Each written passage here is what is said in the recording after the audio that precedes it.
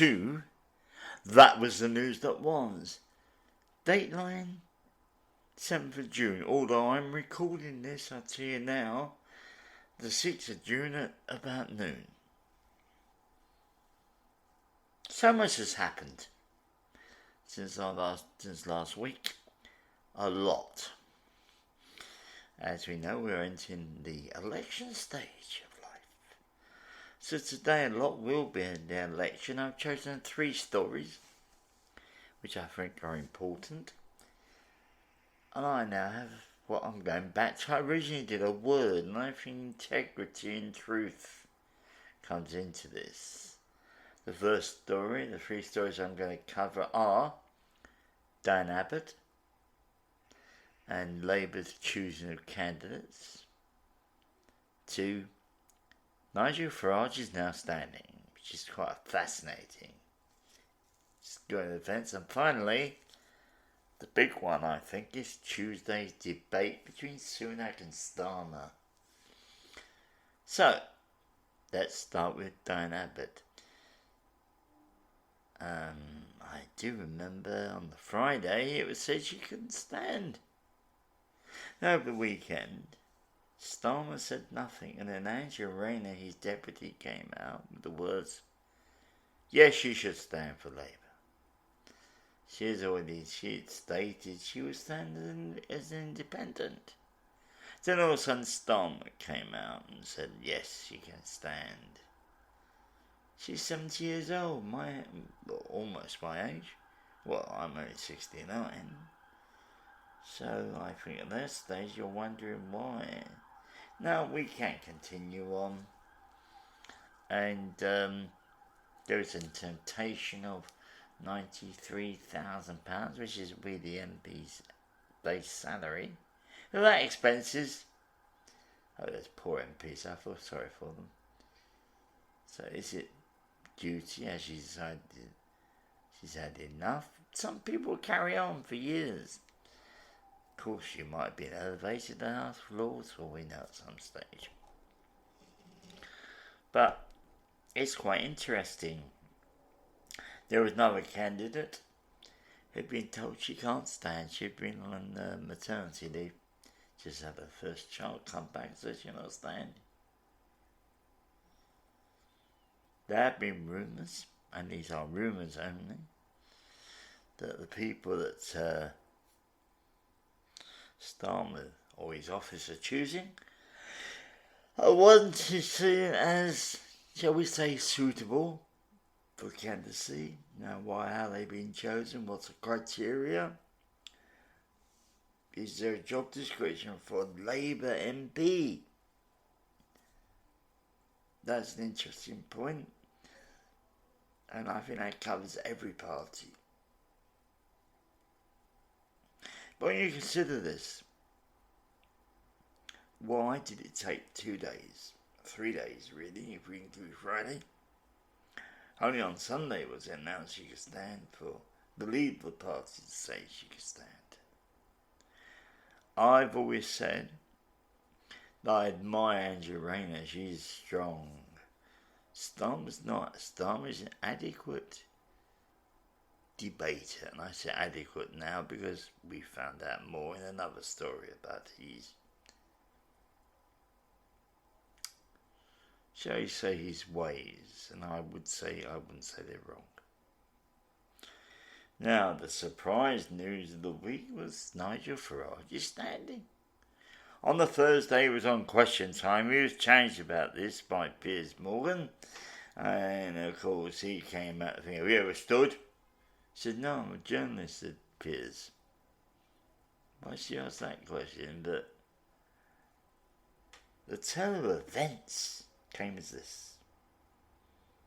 I believe it's Tuesday announced he was standing. He was going to stand. He was standing in Clacton. Maybe he wants to go for a seaside holiday.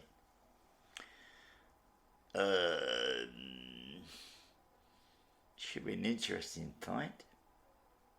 But there are several alternative events.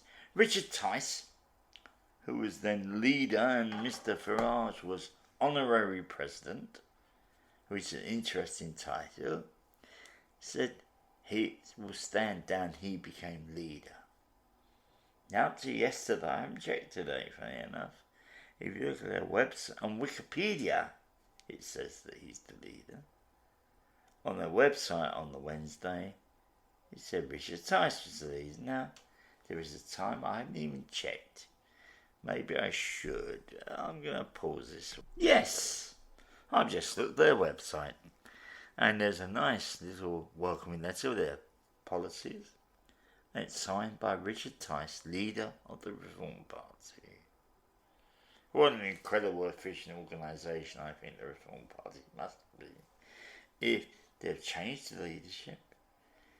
And now Mr. Tice is the chair of the Reform Party. Well, Nigel Farage has told his leader. But they haven't changed their website. I will admit, it's not an instant job to change their website, but you'd think that's something they get onto and soon as 2 days. This is not a major point to him. Now, the question is why? Because his excuse last Thursday, and I think I did mention it last week, is there wasn't enough time to prepare a campaign. Well, if you heard the two of them talking, and the first time I really listened to him, he was on Tuesday, then Tice was on. Arrogant little nerd. Doesn't talk to the people. And I must admit, I don't like Farage, but he has got a forceful personality. You feel like he's saying it's right. Although there was a comment, he was interviewed by a journalist, and I think he might have Trumpism. When the journalist asked a question, he didn't like, boring, you're boring, I'm not listening. I remember Trump has this great phrase, fake news.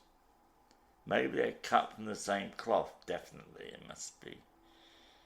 But now that Mr. Farage has become a candidate, and I always suspected he would be, but when he said on Thursday, wouldn't it shock me how quick this turn of events was? Now, according to polls this morning, on Thursday morning, because I do recall, as I said, I recalled this the day before. Reform Party is the third party. We have Labour going at 44%, Conservatives 20%. And then I would have thought I'd see Liberal Democrats. Well, Reform is now 12%, Liberal Democrats 10%. Could this be the Farage effect? I don't know. I think it was, personally. People seem to respect him, but you must remember one thing. This is a gentleman who was for Brexit. Him and Boris were definitely out there for breakfast. He's one of the people who said we're going to get £350 million a week back to our health service. I haven't seen it yet. And as I've stated once before, the Chancellor at the time said that wouldn't happen anyway if it happened. So, but he was believed. And we have another thing about belief later on. But, Huey, I'm getting old.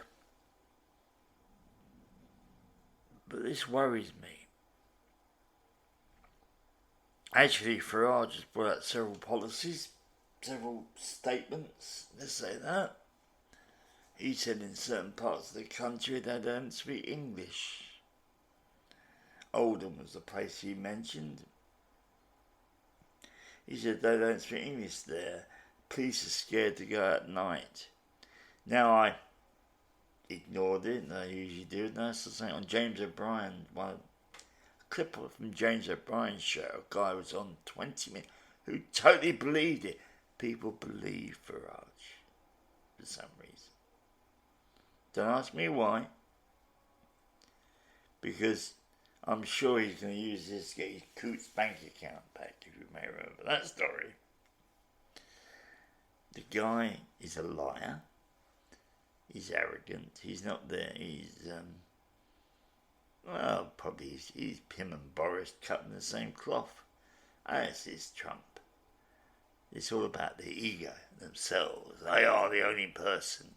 Somebody actually said after the Tory conference that when they said Nigel might join the Tory party, no.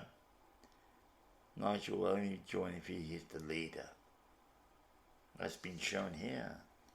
It does show a couple of questions I want to ask, which maybe some of you might know the answer. I don't. Is actually the Reform Party is registered as a business. Interesting. I've never heard of a political party being a business, but I suppose it is. Also, how Tice was ousted. You can't see he's got a minor position, he's in that chair, but that doesn't mean much. You know, leader and chair. Who has the power? I don't know. But he just decided, you're out, mate. I'm taking over. But his title before was honorary. Honorary is the title given out of deference for some reason. Well, it seems the honorary president had more power than the leader. Or a chair. Also, tomorrow night on BBC, they're having a debate where there mostly be women. Farage will be present, but there mostly be women there. I wonder the question somebody told me. Who are the women in the Reform Party? There was a woman called Catherine Blakelock who's registered, if you look it up on the website. She's now resigned. All men, a couple of people resigned, but there's no women there. I will say this, I don't think the Reform Party for democracy. After all, look what's happened between Farage and Tice. I wouldn't be very happy if somebody came to me and I was leader and said, you're no longer leader, mate, I'm taking over. Well, it shows you it's the power behind the throne, so to speak. Consider that. Now the big one, Tuesday's debate, the first of the televised debates. I watched and listened, and I heard the £2,000 tax which Sunak mentioned. This was, according to statistics, mentioned in the first 25 minutes 11 times. 11 times. 25 minutes. There's something called neurolinguistic programming. It's a type of therapy, but it uses certain hypnotherapeutic techniques and sometimes inference of phrases or what they call anchoring helps people believe things. And that's what's happened. Sunak has said, if the Labour get in, your tax will rise by £2,000. He never said a year, he never said over the period, and that's an interesting fact which I'm going to come back to. But he may say it 25 times. Now, I'm sure, they were told, and this is totally stupid person myself, that I have 45 seconds to answer each question. Sunak spoke over everybody. He went on the attack straight away. As I said, Starmer's a debater, and in debate you listen to the other person as well before you go in. There's no attacking, there's just statements of facts. It took it, and because every time he tried to say something about it in that first half, the woman who was taking it said, we'll come back to that. But she let Starmer get away with it. Sunak get away with it all the time. So was there bias? Yes, there was. Most people actually, Friday morning, it was all about the £2,000, of course. And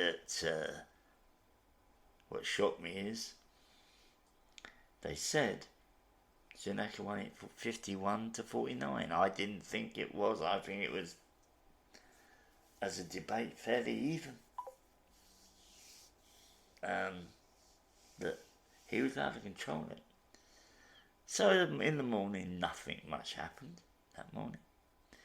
By lunchtime, Starmer called Sunak a liar. Then a letter was produced, which was from the high civil servant in the Treasury, saying these figures, which he purported were written by civil servants, were not. They had produced outcomes on the figures presented to them, but they said nothing. And that £2,000 that the tax would rise by was over 4 years. That would mean £500 a year. Still a lot of money. But he never said that. So most people are thinking, hold on a minute, I'm going to get £2,000 tax drop, increase in my tax bill. Then and there. Totally spurious. Sunak has said nothing to this. He hasn't even refuted anything. He's now in hiding. But what's happened is, not only is he being investigated by a commission for these statements to see if they're true, if they're hot water, but it's now gone into touch. Unfortunately, the damage has already been done. People saw it on television. Boom, boom, boom, boom, boom. £2,000, £2,000, £2,000. And 5 million people watch this. Not a very high figure, I think. It shows how people really follow politics nowadays, which is a shame. This is a very important election, as all elections are. So, today we have question time on the BBC at 8 o'clock. I'm looking forward to watching that. I don't know what's going to happen there. But tomorrow is ultimate, where we get 7 parties. And this will be very important. The parties are, according to my source, are going to be Conservative, Labour, Lib Dem, Reform, Greens, Plaid Cymru for Wales, and the Scottish National Party. I don't know why DUP is not being represented. People say we don't have much power in the Irish part, but I think that's stupid. But it's going to be, and most of them are women who are going to be on there. It reminds me, on a side story, I went to Manchester with somebody from a day centre where I was volunteering, but I was representing a homeless person. 2 things shocked me. Number one, the only black person in that room was a person who was facilitating a section of the event. And although they were all supposed to bring somebody, I met 3 guys who came without a single lived experience representative. Now, is that right? No, it's not. But we see that. Anyway, those are the 3 stories. And I do think truth and integrity cover all 3 of them. Farage is the liar. I will say that publicly. He's made now several statements. Tice is a puppet. He's a puppet. Not a very exciting person. Diane Abbot.